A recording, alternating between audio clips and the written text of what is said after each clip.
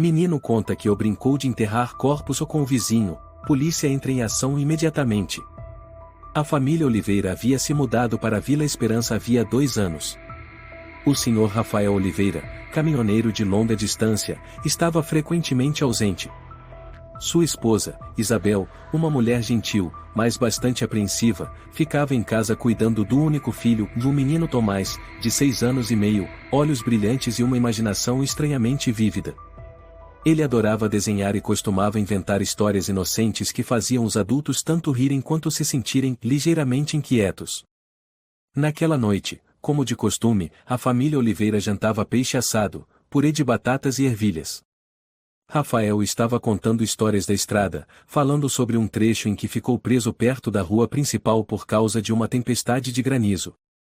Isabel ouvia, enquanto servia ervilhas no prato do filho. Tomás mastigava em silêncio, até que, de repente, levantou os olhos e perguntou: Pai, mãe, se a pessoa for enterrada, ela ainda consegue respirar? Isabel ficou paralisada, deixando um pedaço de peixe cair do garfo. Rafael franziu a testa e repetiu: O que você disse, filho? Tomás continuou com a mesma naturalidade. Na brincadeira de eu enterrar o corpo, o tio Ernesto disse que não dava para respirar. Mas eu vi que o saco ainda se mexia. O clima à mesa esfriou, como se alguém tivesse jogado um balde de água gelada nas costas de todos. Isabel tentou sorrir, mas o sorriso saiu rígido. Tomás, e que brincadeira é essa, filho? É a brincadeira na casa do tio Ernesto.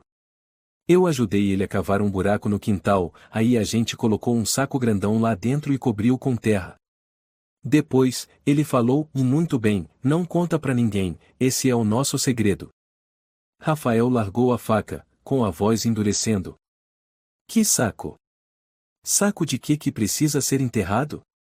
Tomás fez um gesto com as mãos, balançando o corpo como se estivesse brincando. Um saco de tecido cinza. Teve dia que eu vi uma boneca dentro, outro dia o saco tava mole e parecia que tinha alguém lá dentro. Isabel levantou-se de repente. A cadeira tombou atrás dela com um estalo. Você tá brincando com a mamãe, Tomás? Não, é sério. Teve um dia que eu vi uma mão dentro do saco. Mas o tio Ernesto disse que era uma mão de mentira.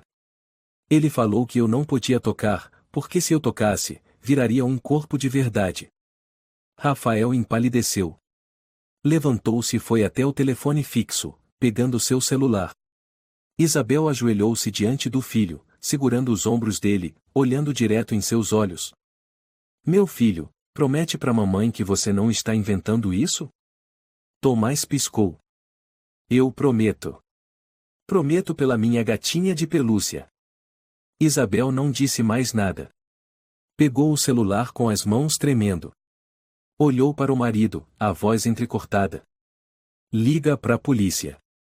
Agora, Rafael. Menos de 20 minutos depois, o jipe da polícia local chegou em alta velocidade. No volante estava Adriano Alves, policial jovem transferido para a região há 3 meses. Era alto, de cabelos pretos e olhar que parecia sempre enxergar além do que as pessoas diziam. Com ele, estava Luiz Ferreira, veterano da Força em São Estevão, com cerca de 50 anos, tranquilo, mas que vivia balançando a cabeça diante das coisas. Foram levados até a sala de estar. Tomás estava encolhido no sofá, olhando para o chão. Isabel explicou tudo, a voz esticada como corda de violino. A gente sabe que pode ser invenção e mais, e ele contou com tantos detalhes. Não parece coisa da imaginação. Nunca ouvi ele falar coisas assim. Adriano ajoelhou-se gentilmente diante de Tomás. Oi, Tomás. Eu sou o policial Adriano. Você pode contar para mim, bem devagar, o que brincou com o tio Ernesto? Tomás assentiu com a cabeça. Começou a descrever exatamente o que dissera no jantar. Quando chegou na parte do saco de tecido e da mão, Adriano trocou um olhar com Luiz. O homem mais velho apenas franziu a testa. Você viu a mão no saco quantas vezes? Continuou Adriano. Acho que 2. Da última vez, O tio Ernesto disse: agora é um corpo de verdade, tá? Não conta pra ninguém, senão vai ser sua vez. Mas ele disse isso rindo. Eu achei que era brincadeira. Luiz suspirou. Uma criança de 6 anos não consegue inventar algo com falas tão específicas assim. Adriano concordou. Precisamos verificar a casa do Sr. Ernesto imediatamente. Pode ser só um mal-entendido, mas se não for... Ernesto Moura era o homem que morava no fim da vila, numa casa velha e mal cuidada na beira da floresta de pinheiros. Tinha mais de 60 anos, vivia sozinho, nunca se casou. Toda manhã ia ao mercado comprar café e pão, mas quase nunca falava com ninguém. Os moradores o chamavam de o velho esquisito. Quando a polícia bateu à porta, ele ainda estava de avental de cozinha, os cabelos desgrenhados. Aconteceu alguma coisa? Perguntou Ernesto, surpreso, mas sem demonstrar nervosismo. Adriano mostrou o distintivo. Viemos verificar o quintal dos fundos da sua casa. Recebemos informações de que pode haver atividades suspeitas. Ernesto piscou. Atividades suspeitas? Eu planto legumes. Cenoura, batata, pepino. Fiquem à vontade. Luiz foi logo atrás. Foram até o pequeno quintal nos fundos. De fato, havia várias fileiras de hortaliças crescendo, entre elas alguns buracos de terra recém-tapados. Alguns ainda nem tinham brotos. Adriano se agachou e tocou a terra. Por que esse lugar foi cavado e coberto tão recentemente? Ernesto deu de ombros. Tentei uma semente nova. A terra não prestou, tive que refazer. Tem algum problema? Luiz olhou na direção da mata. O senhor já levou o menino Tomás para dentro da floresta? Ernesto respondeu lentamente. Ele gosta de correr por aí. Eu só levei ele para catar graveto. Tá inventando o que agora? Adriano falou com firmeza. Ele contou com detalhes sobre os sacos que o senhor mandou enterrar com ele. Sacos de tecido cinza. Com algo dentro. Disse que viu uma mão, uma vez. Ernesto ficou em silêncio por alguns segundos.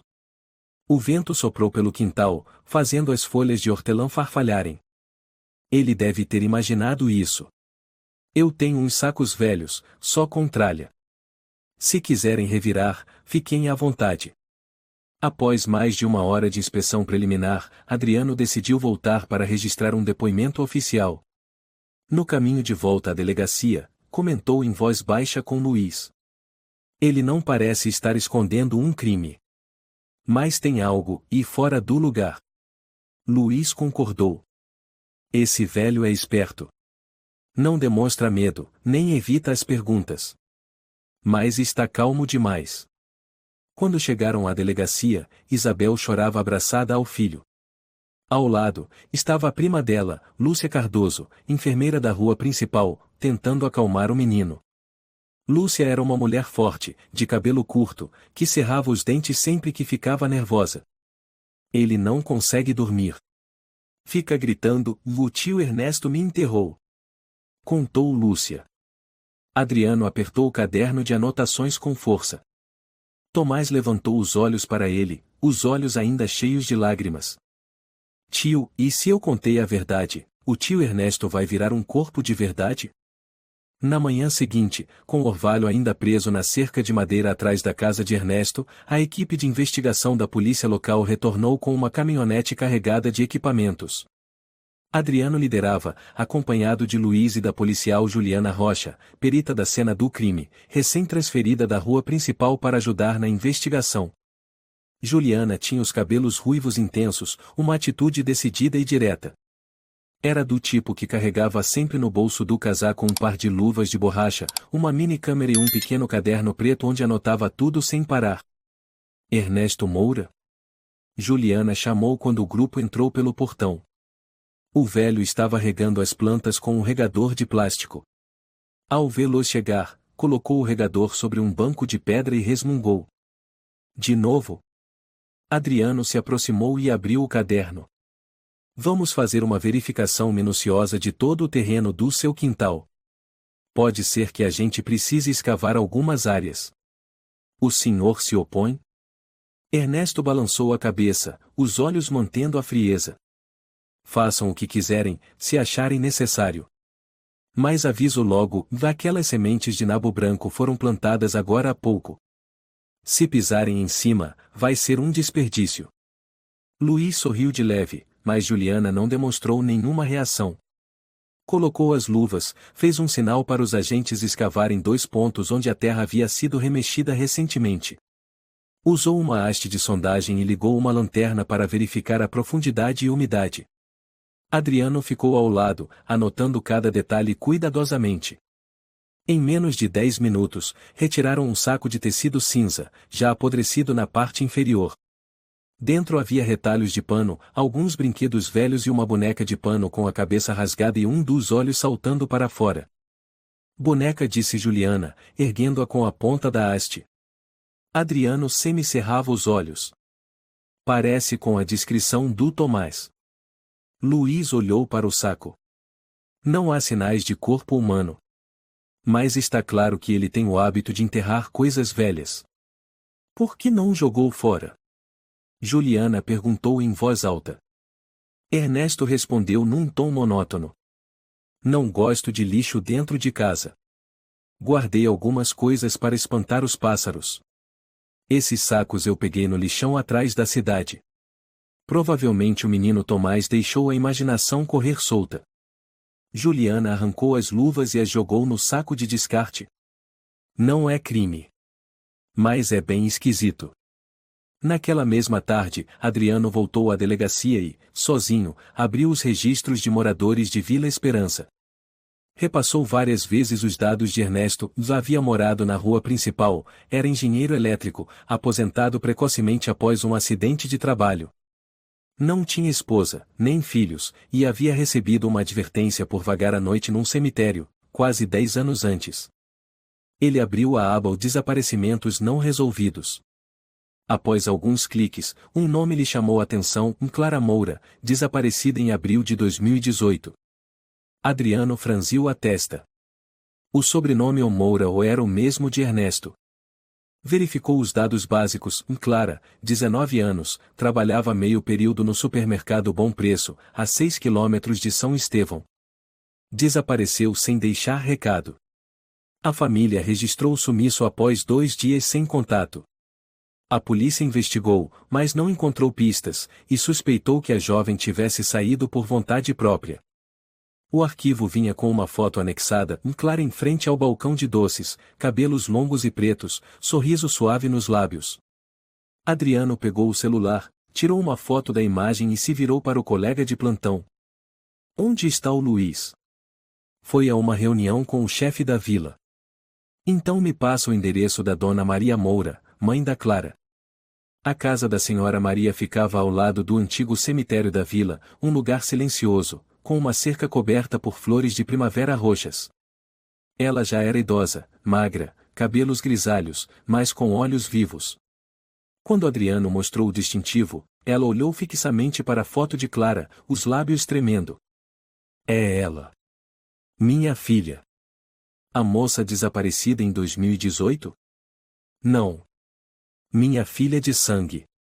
Meu marido morreu cedo. Só ela era minha esperança. Mas um dia, e ela sumiu. A senhora suspeitava de alguém? Maria hesitou. Sim. Mas quem me ouviu? Eu dizia que desconfiava do Ernesto. Irmão do meu marido. Clara ia muito à casa dele. Eu não gostava, porque ele era reservado demais, tinha algo de frio. Mas Clara dizia, ele é bom, mãe. Só é solitário. A senhora acha que o Ernesto poderia ter feito mal a ela? Dona Maria ficou muito tempo em silêncio. Por fim, virou-se, enxugou os olhos. Eu não sei. Não quero acreditar. Mas se for verdade, e eu juro que nunca vou perdoar. Quando Adriano voltou, já era noite. As luzes externas da delegacia haviam acabado de acender. Ele sentou-se à mesa, observando tudo, o relato de Tomás, o saco, a boneca, o dossiê de Clara e o rosto assustadoramente calmo de Ernesto. Luiz entrou e colocou uma xícara de café na mesa. Tem novidade. Adriano ergueu os olhos. 2 vizinhos do Ernesto declararam que frequentemente viam o Tomás indo até a casa dele, às vezes levando bolo, brinquedos. Mas nas últimas 2 semanas, o menino não apareceu mais. Parece que os pais proibiram. E uma senhora chamada Rosa Dias, vizinha do Ernesto, disse que viu ele arrastando um saco em direção à mata ao entardecer. E ela contou isso quando? Hoje de manhã. Estava com medo de falar. Mora sozinha. Adriano se levantou. Vamos para a floresta atrás da casa do Ernesto. Menos de meia hora depois, chegaram ao local. Luiz segurava a lanterna, Adriano levava a câmera. A mata não era densa, mas desorganizada, com folhas secas cobrindo o caminho. A uns 100 metros da casa de Ernesto, avistaram um pedaço de terra revolvida. Adriano fez sinal para parar. Tô vendo a borda de um saco de tecido. Luiz arfou. Os dois se agacharam e, com cuidado, puxaram um saco velho, mofado e úmido. Ao abri-lo, não havia corpo humano, mas sim roupas femininas, um suéter rosa, uma saia marrom, um par de sapatos de salto alto. Adriano segurou um dos sapatos. A luz da lanterna refletiu no salto descascado. Ele se virou para Luiz. Na foto do desaparecimento, Clara usava um sapato bem parecido com esse. Envia para o laboratório. Agora. Na manhã seguinte, Adriano voltou à casa dos Oliveira.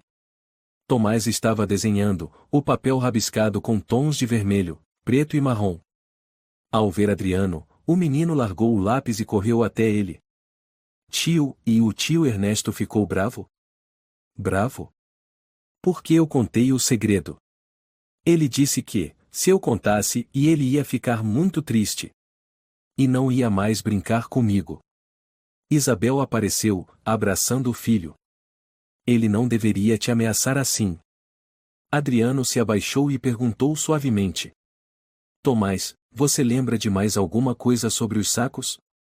Teve um dia e eu ouvi alguém chorando dentro do saco. Mas bem baixinho. Eu falei, tio, tem alguém chorando. O tio Ernesto disse, não, é só um gato. Adriano se levantou devagar e olhou para Isabel. A senhora acha que seu filho poderia estar inventando? Isabel respondeu com a voz embargada. Ele é só uma criança. Mas nunca mentiu. No dia seguinte, no pequeno escritório da polícia de São Estevão, Adriano estava sentado diante de uma pilha de arquivos antigos quase da altura dos ombros. A luz amarela da luminária projetava sombras longas na parede. Luiz estava ao lado, com as mãos nos bolsos, olhando para o chão. Olha isso, um caso de 10 anos atrás, disse Adriano, entregando uma folha impressa em preto e branco a Luiz. O Sr. Ernesto foi detido à noite num cemitério aqui da vila. Motivo, invasão de propriedade. Luiz franziu a testa. Tá brincando? Aquele velho maluco invadiu um cemitério? Adriano assentiu com a cabeça, passando o dedo por uma linha do relatório. Foi interrogado, mas não encontraram indício de crime. Foi liberado. Parece que ele tem o hábito de fazer coisas estranhas, disse Luiz, com a voz carregada de desconfiança. Naquela tarde, Adriano dirigiu novamente até a pequena casa próxima ao cemitério. Dona Maria Moura estava com os olhos vermelhos. Minha Clara, minha menininha, e ela era tão boa. Mas também muito teimosa. Adriano perguntou gentilmente. A senhora pode me contar sobre o último dia em que viu Clara? Dona Maria sentou-se na cadeira, lágrimas escorrendo pelo rosto. Naquele dia, ela foi trabalhar como de costume.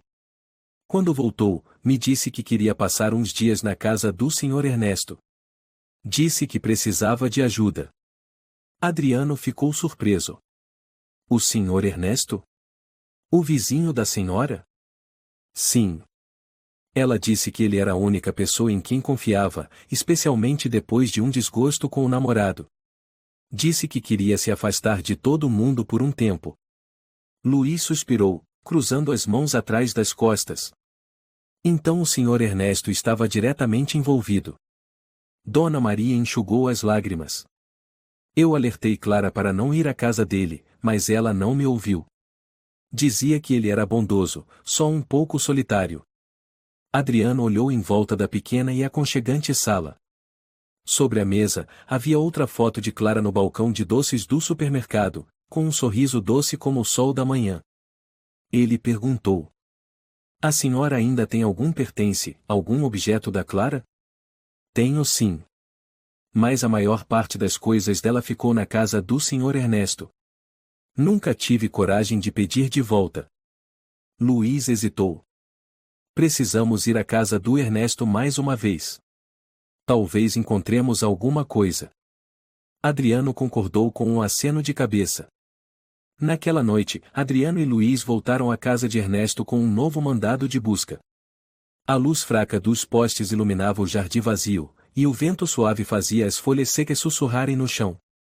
Ao entrarem, encontraram Ernesto sentado na sala de estar, segurando uma xícara de chá. Ele os olhou com serenidade, sem demonstrar nervosismo algum. Adriano apresentou o documento. "Senhor Ernesto, temos um mandado de busca. Por favor, colabore conosco para esclarecer o desaparecimento de Clara Moura." O velho permaneceu em silêncio por um instante e depois assentiu. "Eu sei do que se trata. Mas ela não está desaparecida." Luiz arregalou os olhos. "O que o senhor disse?" Ernesto suspirou. "Clara é minha sobrinha, filha do meu irmão. Ela veio pra cá se esconder. Eu só a ajudei a se proteger. Não fui eu quem fez mal a ela." Adriano e Luiz ficaram boquiabertos. "Sua sobrinha? Por que não sabíamos disso? A família dela quis manter segredo. E eu também não queria que ninguém soubesse. Tinha medo de complicações." Adriano cochichou para Luiz. "Isso muda completamente a história. Mas ainda não é hora." Luiz olhou fixamente para Ernesto, ainda com desconfiança. "O senhor pode nos mostrar onde ela ficou hospedada?" Ernesto assentiu. "No quarto do andar de cima. Ninguém entra lá há mais de um ano." Eles subiram lentamente as escadas antigas. Adriano acendeu uma lanterna, iluminando cada canto do pequeno quarto. Havia algumas caixas e uma fotografia sobre a mesa. Ernesto pegou a foto com cuidado. "Esta é a Clara, tirada aqui em casa. Ela gostava muito de tirar fotos." Adriano tirou a câmera e fotografou a imagem. Clara sorria alegremente na porta da casa de Ernesto. Parecia jovem, tranquila, sem sinal de estar ameaçada. Mas o que prendeu a atenção de Adriano foi outra foto, dentro de uma caixinha de madeira ao lado. Ele a abriu, sentindo um calafrio. A imagem mostrava Clara amarrada em um cômodo escuro, com os olhos arregalados de medo. Luiz prendeu a respiração. "Que diabos é isso?" Ernesto os encarou sem demonstrar emoção. "Foi ela quem tirou. Disse que era para provar que estava sendo perseguida. Guardei a foto para protegê-la." Adriano sentiu a garganta apertar. Algo não se encaixava. Ernesto parecia sincero, mas aquela sensação gélida não o deixava. No dia seguinte, Adriano ligou para Dona Maria Moura, mãe de Clara. "A senhora pode confirmar se Clara tirou esta foto?" Dona Maria respondeu com a voz embargada. "Sim. Ela falou que queria provar que estava sendo ameaçada. Mas ninguém acreditou nela." Adriano gravou a conversa. Sentia a dor da mãe, mas também via uma peça objetiva no quebra-cabeça complicado do caso. No fim da tarde, Adriano e Luiz voltaram ao local onde o saco havia sido encontrado na floresta. Levaram um detector de metais e ferramentas para a coleta de amostras. Enquanto Luiz cavava a terra remexida, Adriano observava, os olhos fixos no tecido envelhecido do saco. O vento frio passava pelas folhas, fazendo um som como suspiros de algo invisível. Luiz gritou. Tem algo duro aqui. Adriano se aproximou com a lanterna. Havia vários objetos misturados, uma boneca rasgada, roupas velhas, sapatos femininos. É o que Tomás descreveu, sussurrou Adriano. Luiz falou com impaciência. Ainda não entendo por que um homem que vive sozinho teria isso no meio da floresta. Adriano se abaixou e tocou o tecido. Precisamos fazer um teste de DNA. Ver se pertence a Clara. Luiz concordou. E temos que continuar vigiando o Sr. Ernesto. De volta à delegacia, Adriano recebeu uma ligação de Isabel, mãe de Tomás. A voz dela tremia. O Tomás começou a ter sonambulismo. Ele acorda no meio da noite dizendo coisas estranhas e como se estivesse com medo de alguém. Adriano foi imediatamente até a casa dos Oliveira. Isabel o levou até o quarto de Tomás. O menino estava sentado na cama, olhos bem abertos, sem piscar, olhando fixamente para a porta. Tomás murmurava frases entrecortadas. O tio Ernesto vai me pegar. Eu não quero. Só queria brincar de caça ao tesouro. Isabel se sentou ao lado do filho, limpando o suor da testa dele, a voz tomada pela preocupação. Meu filho não pode viver com tanto medo assim. Adriano sentou-se ao lado da cama e segurou a mão de Tomás. Vai ficar tudo bem, eu vou proteger você. Mas as palavras inocentes do menino não foram suficientes para dissipar o peso que tomava conta do coração de Adriano. Ele sabia que aquele caso não era apenas um desaparecimento, era uma rede complexa de segredos, dores e sombras que ninguém queria encarar. Ele olhou pela janela. O céu estava tingido de vermelho pelo pôr do sol. A escuridão se aproximava, e a história ainda não havia chegado ao fim. Naquela noite, no quartinho de Tomás, a luz da lua atravessava a janela, projetando reflexos pálidos nas paredes. Tomás permanecia imóvel na cama, olhos abertos, sem conseguir dormir. Isabel estava ao lado, acariciando os cabelos do filho, o coração apertado. Tio, e o tio Ernesto está muito bravo, sussurrou o menino, ainda num sonho, a voz tomada pelo medo. Ele chutou o saco, e eu não podia contar, e estou com medo. Isabel enxugou as lágrimas, apertando forte a mão de Tomás. Na manhã seguinte, ela ligou para Adriano, a voz tomada pelo pânico. Ele não para de falar dos sacos e das mãos. Cada vez que lembra, ele treme e chora. Adriano marcou um encontro com Isabel na casa dos Oliveira para saber mais. Ao chegar, viu Tomás brincando com a boneca de pano, a boneca rasgada que a polícia havia recolhido no jardim da casa de Ernesto. O menino a segurava com cuidado junto ao peito. Tomás, você pode contar mais para mim? Adriano perguntou suavemente. Tomás levantou os olhos, hesitante, mas acabou começando a contar. Eu vi, e tinha sapato no saco, começou, com a voz trêmula. Era sapato de salto alto. E o tio Ernesto ficou bravo, chutou o saco. Fiquei com medo, não quis olhar muito. Isabel interrompeu, o rosto pálido. Você nunca contou isso antes. Por que lembrou agora? Tomás ergueu os olhos, molhados. Eu lembrei, e porque não quero que ninguém se machuque. Mas o tio Ernesto disse para eu não contar. Se eu contasse, ia ser a minha vez. Adriano anotava cuidadosamente, depois perguntou. Você ouviu algum som vindo do saco? Tomás assentiu com a cabeça. Tinha um choro baixinho, tipo miado de gato. Mas o tio disse que era coisa da minha cabeça. Luiz, que estava presente desde o começo, suspirou ao lado. Isso já passou de uma simples brincadeira de criança. No dia seguinte, Adriano, Luiz e Juliana Rocha voltaram à floresta atrás da casa de Ernesto para uma escavação mais profunda. A mata estava fria, o vento soprava entre as copas das árvores, criando sons sombrios que arrepiavam a equipe de investigação. Eles começaram a cavar nos pontos onde o solo parecia ter sido recentemente mexido. A cada pá de terra, poeira e folhas secas se espalhavam. Luiz parou de repente e disse: Achei outro saco. Adriano ajoelhou-se e cuidadosamente puxou o saco para cima. Era um saco antigo, encharcado de terra, com cheiro forte de mofo. Ao abrirem, encontraram uma boneca rasgada, um vestidinho de menina e alguns outros objetos. Juliana estremeceu, balançando a cabeça. Esses itens podem ter pertencido a uma garota jovem. Vamos enviar as amostras para análise de DNA. Adriano olhou ao redor, sentindo o ar pesado, como se aquele lugar escondesse um segredo terrível. Na delegacia, Isabel recebeu as notícias sobre os objetos encontrados. O medo dentro dela crescia como uma maré. Ligou para sua mãe, Maria, tentando conter o choro. Mãe, o Tomás está obcecado com essas histórias.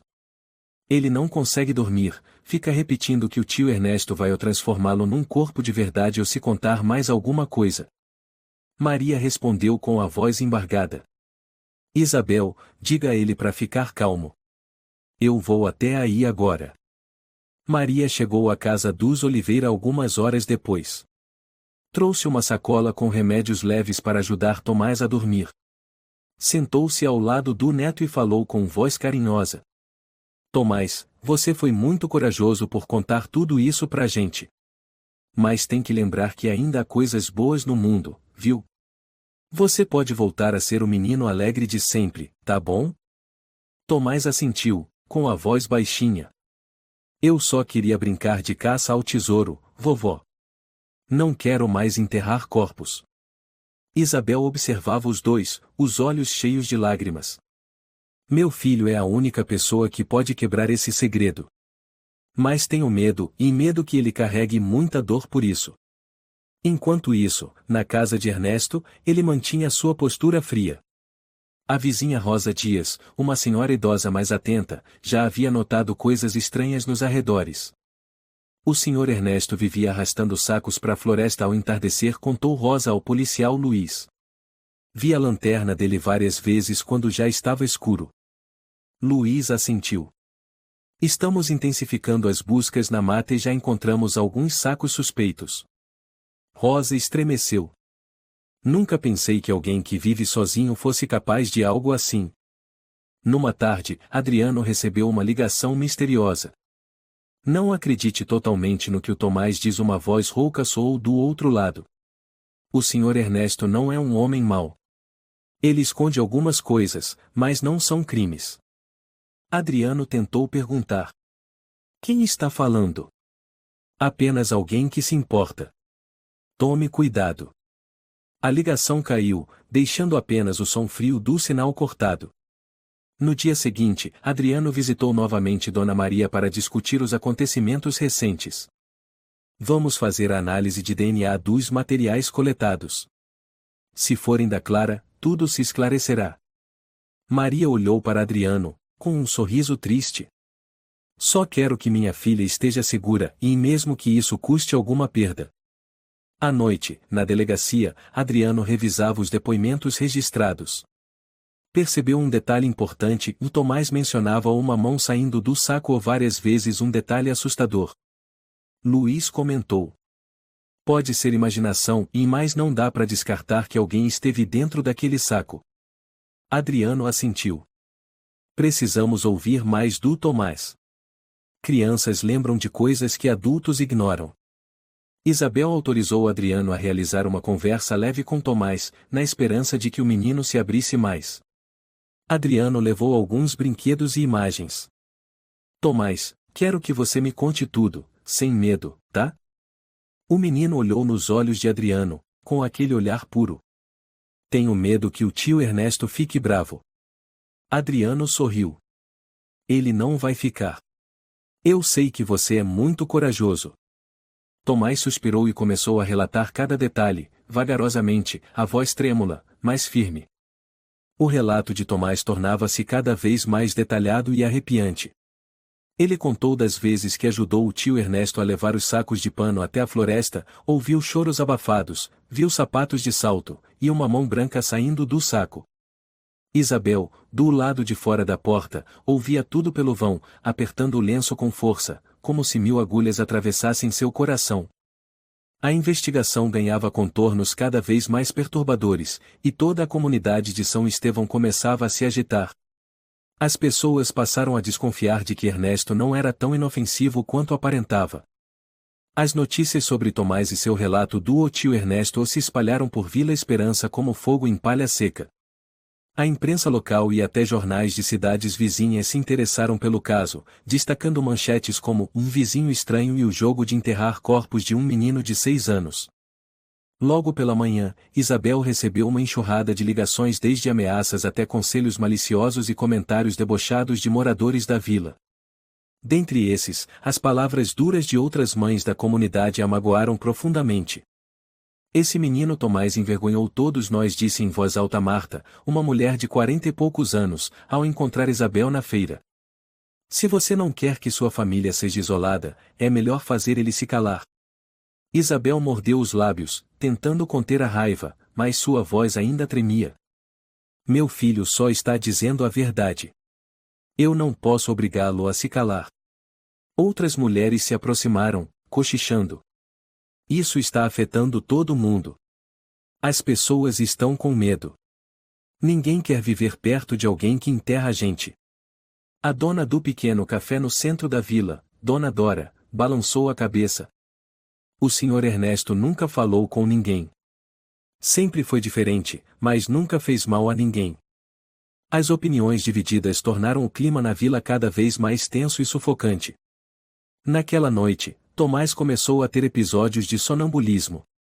Isabel passou a noite em claro ao lado do filho, ouvindo a voz infantil murmurar entre sonhos: "O tio Ernesto vai me transformar num corpo de verdade. Eu não quero e eu não quero." Na manhã seguinte, ela decidiu ligar para o psicólogo da cidade, o Sr. João Mendes, conhecido por seu jeito calmo e cuidadoso no trato com crianças. O Dr. João foi até a casa dos Oliveira, onde encontrou Tomás brincando com alguns desenhos rabiscados sobre a mesa. Ele perguntou suavemente: "Você pode contar uma história para o tio?" Tomás olhou com olhos hesitantes, e então começou a relatar tudo o que sabia sobre o jogo de enterrar corpos. João assentiu com a cabeça. "Não se preocupe, você é muito corajoso. Mas precisamos garantir que você esteja seguro e entender que nada disso é culpa sua." Enquanto isso, a pressão da opinião pública deixava a família Oliveira à beira do colapso. Isabel desabafou com Adriano por telefone, a voz cansada. "Estamos sendo ameaçados. Recebo ligações durante a madrugada, xingamentos contra mim e contra meu filho. A vila já não é mais um lugar de paz." Adriano tentou tranquilizá-la. "Farei de tudo para proteger sua família. Estou me esforçando ao máximo para descobrir a verdade." A situação não parou por aí.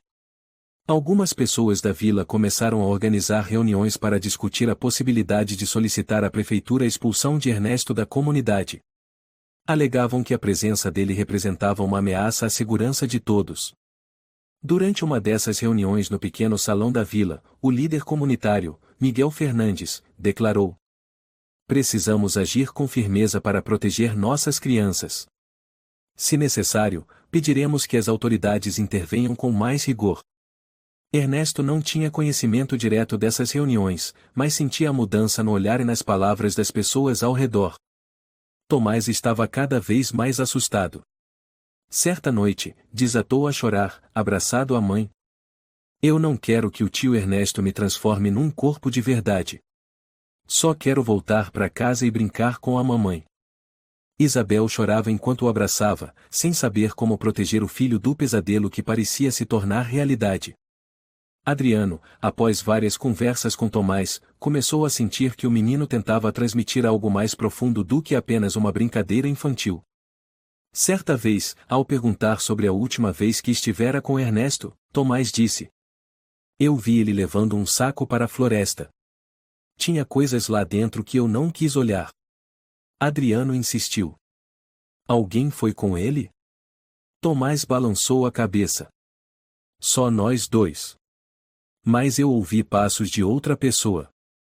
Luiz, que acompanhava a conversa, sugeriu: "Talvez alguém esteja escondendo alguma coisa."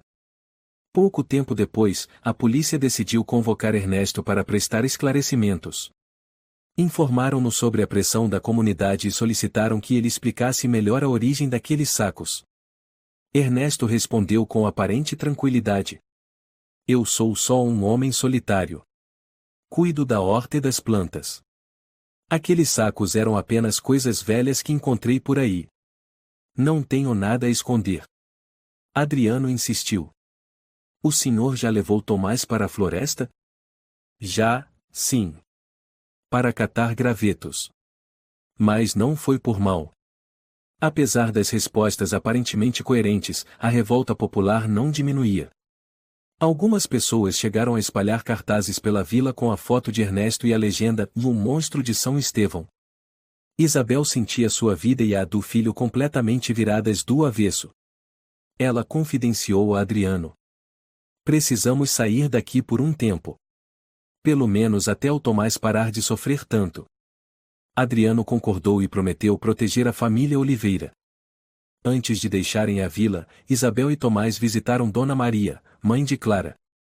Ela estava sentada na sala, silenciosa, enxugando as lágrimas. Isabel disse: Esperamos que tudo se esclareça logo. Tomás está muito assustado. Maria olhou para a futura nora com suavidade. Minha filha também já teve medo. Mas a verdade vai iluminar tudo. Antes de entrar no carro para deixar a vila, Tomás olhou para Adriano e falou em voz baixa: Eu só queria brincar de caça ao tesouro, tio. Não quero mais enterrar corpos. Adriano sorriu, passando a mão na cabeça do menino. Você é o verdadeiro tesouro desta vila, Tomás. No dia seguinte, o clima em São Estevão estava mais tenso do que nunca. A notícia sobre o novo mandado de busca na casa de Ernesto se espalhou rapidamente, provocando uma onda de comentários e agitação entre os moradores. A polícia local, sob comando de Adriano Alves, havia conseguido autorização judicial para realizar uma varredura completa na casa e no quintal de Ernesto Moura. A ordem judicial foi aprovada, e todos na vila acompanhavam cada passo da operação. Muitos moradores se reuniram em frente à casa de Ernesto, à espera dos resultados. A curiosidade e a indignação se espalhavam como fogo. Adriano, Luiz e a equipe técnica chegaram ao terreno de Ernesto logo ao amanhecer. O próprio Ernesto estava de pé ao lado do portão, com o mesmo olhar sereno de sempre. Não demonstrava medo nem preocupação. Senhor Ernesto, pedimos sua colaboração durante o processo de busca, disse Adriano, com voz firme. Podem fazer o que acharem necessário. Não tenho nada a esconder, respondeu ele com calma. Luiz começou a coordenar os técnicos que usavam equipamentos de detecção avançada para varrer todo o quintal e jardim. As covas antigas foram reabertas com cuidado, camada por camada de terra sendo removida com precisão. O momento era de extrema tensão. Até que uma voz ecoou. Encontramos uma caixa metálica. Juliana Rocha correu até o local e, usando luvas, retirou a caixa do subsolo. Era uma caixa antiga, parcialmente enferrujada, mas ainda intacta. Adriano abriu a caixa pessoalmente. Dentro, havia várias fotos antigas, papéis e pequenos objetos. Uma foto fez todos prenderem a respiração. Clara estava de pé em frente à casa de Ernesto, com um sorriso calmo e brilhante, o olhar cheio de confiança. Ao fundo, a porta de madeira rústica iluminada por uma luz suave. Luiz comentou, em voz baixa.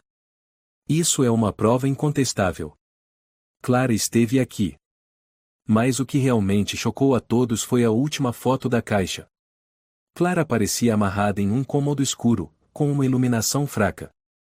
Seus olhos estavam arregalados, repletos de medo e desespero. Adriano se abaixou, a mão tremendo.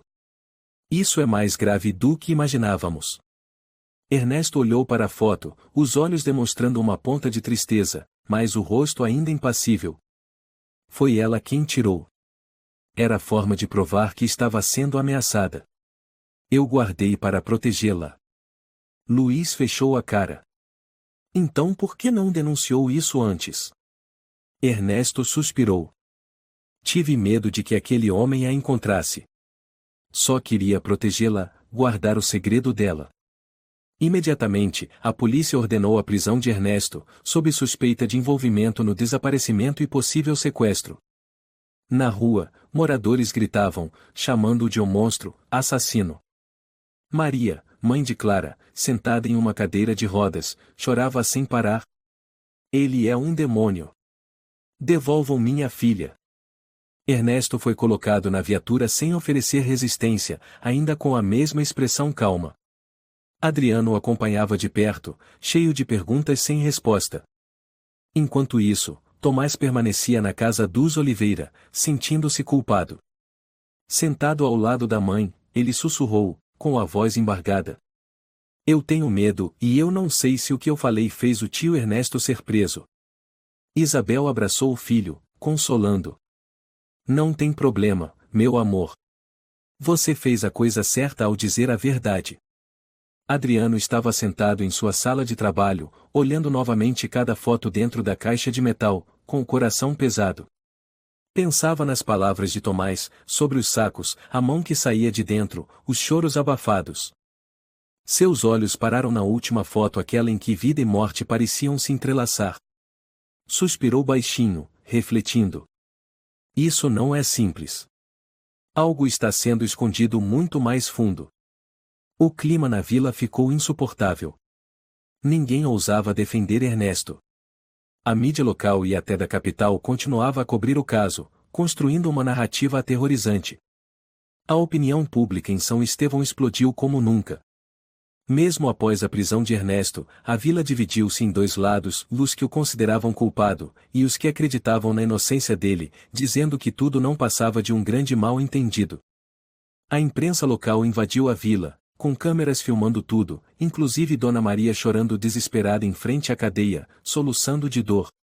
Onde está minha filha? Por que ele fez isso? Dentro da cela, Ernesto permanecia em silêncio. Seus olhos carregavam uma leve tristeza, mas sua expressão era estranhamente serena. Adriano entrou na sala de interrogatório, observando-o com seriedade. O senhor pode nos explicar a última foto encontrada? Aquela em que Clara está amarrada.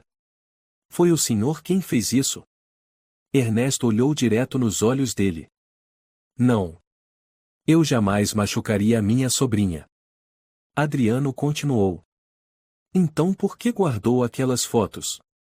Ernesto suspirou. São lembranças da Clara. Foi ela mesma quem tirou, para provar alguma coisa. Eu as guardei para protegê-la de perigos. De volta à casa dos Oliveira, Isabel estava sentada ao lado de Tomás. O menino continuava a olhar para a mãe com um ar de culpa. Eu contei tudo. Mas tenho medo que o tio Ernesto morra por minha causa. Isabel apertou o filho com força. Você não fez nada de errado, Tomás.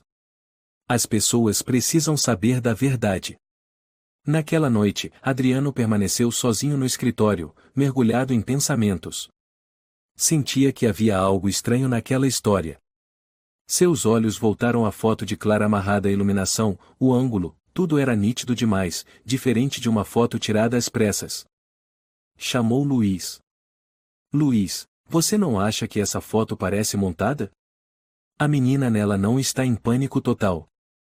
Luiz assentiu. Pode ser. Às vezes, essas coisas são artifícios para encobrir algo muito maior.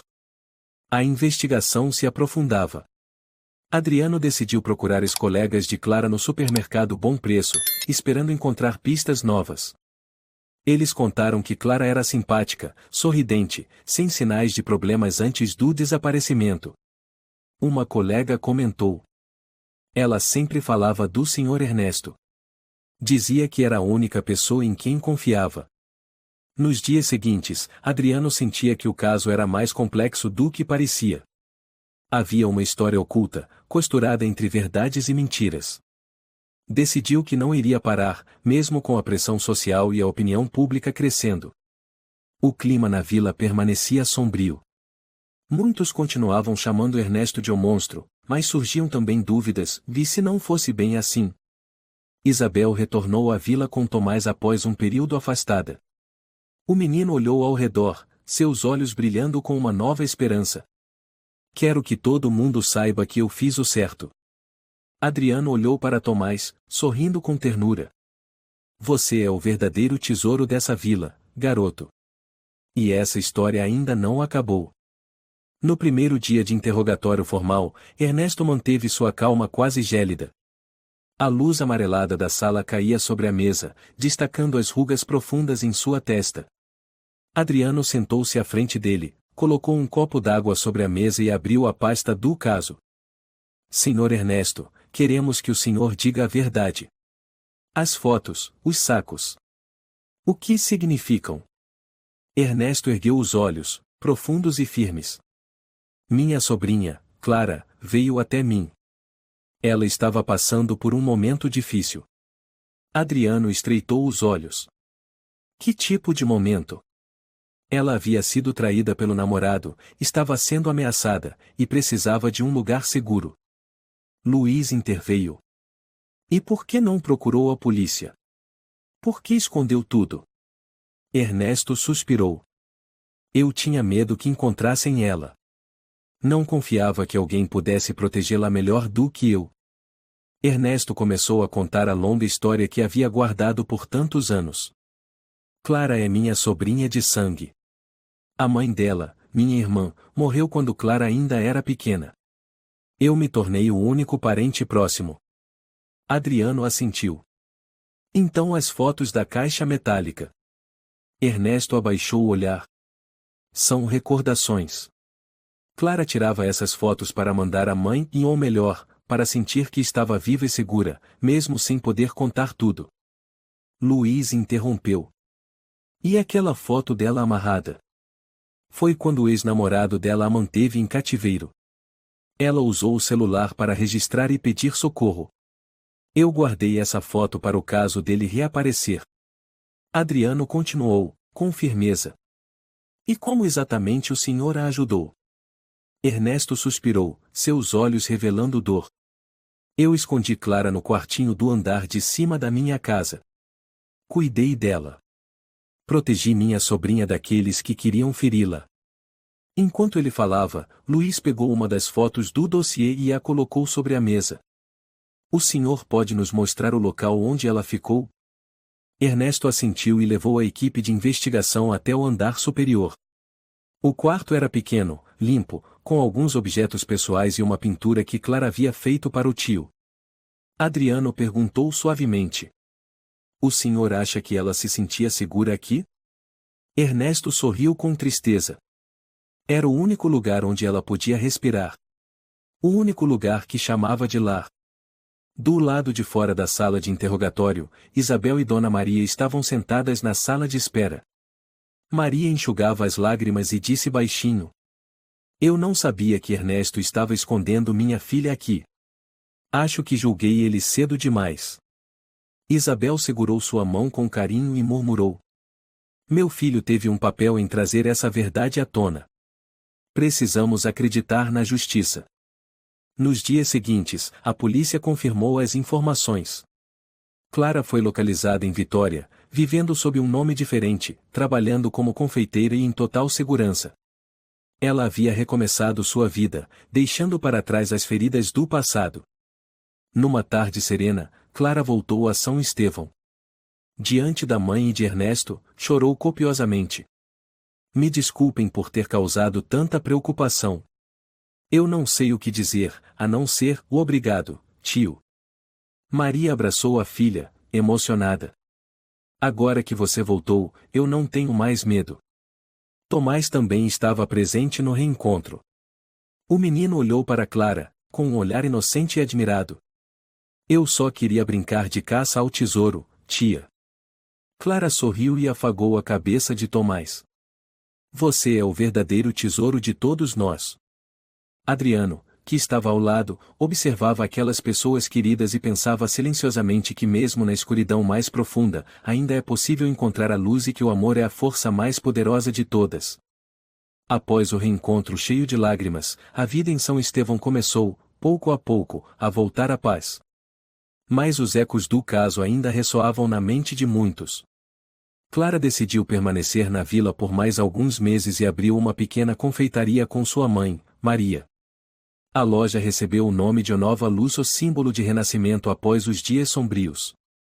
No primeiro dia de funcionamento, Clara convidou todos os moradores da vila para provar os doces.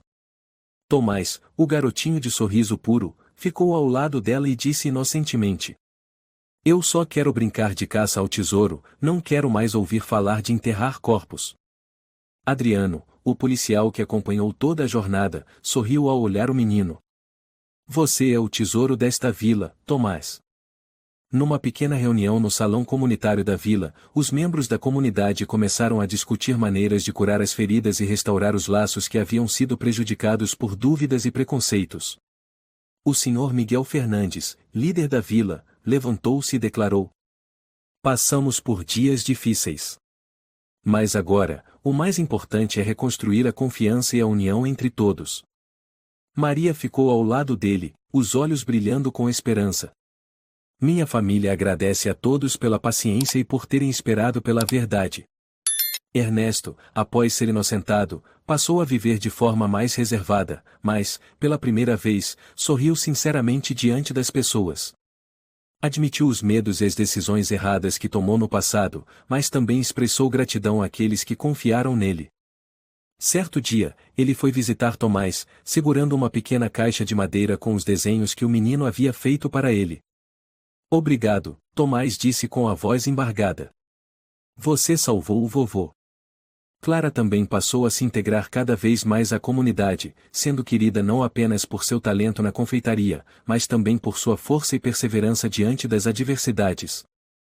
Ela comentou com Adriano: "Encontrei paz aqui, ao lado da minha família e das pessoas da vila." Adriano assentiu. "Todos nós precisamos de um lugar para chamar de lar."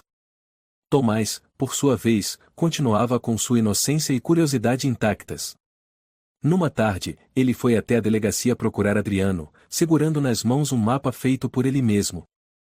"Tio, agora eu só quero brincar de caça ao tesouro. Este é o meu mapa do tesouro." Adriano sorriu. "Sabe, o tesouro mais precioso de todos é a verdade e o amor." Tomás olhou para ele, os olhos brilhando. "Sim, tio. Eu vou guardar esse tesouro para sempre." A história se encerra com a imagem de uma vila tranquila, que aos poucos reencontra a paz onde a dor e a desconfiança dão lugar ao perdão e à esperança. Essa história nos deixa uma lição profunda sobre a força da verdade e da coragem, mesmo quando vem de almas pequenas como a de Tomás. Não devemos julgar alguém apenas pela aparência ou por boatos, os mal-entendidos podem causar danos profundos tanto para o indivíduo quanto para a comunidade. O amor, a paciência e a confiança são as chaves para curar feridas, trazer esperança e permitir reencontros. No fim, todos merecem ser inocentados e ter uma nova chance para recomeçar. Se você gostou desta história, convidamos você a dar um like e se inscrever em nosso canal. Seu apoio nos motiva a continuar trazendo histórias comoventes quase todos os dias. Estamos muito agradecidos pelo seu apoio. Até breve.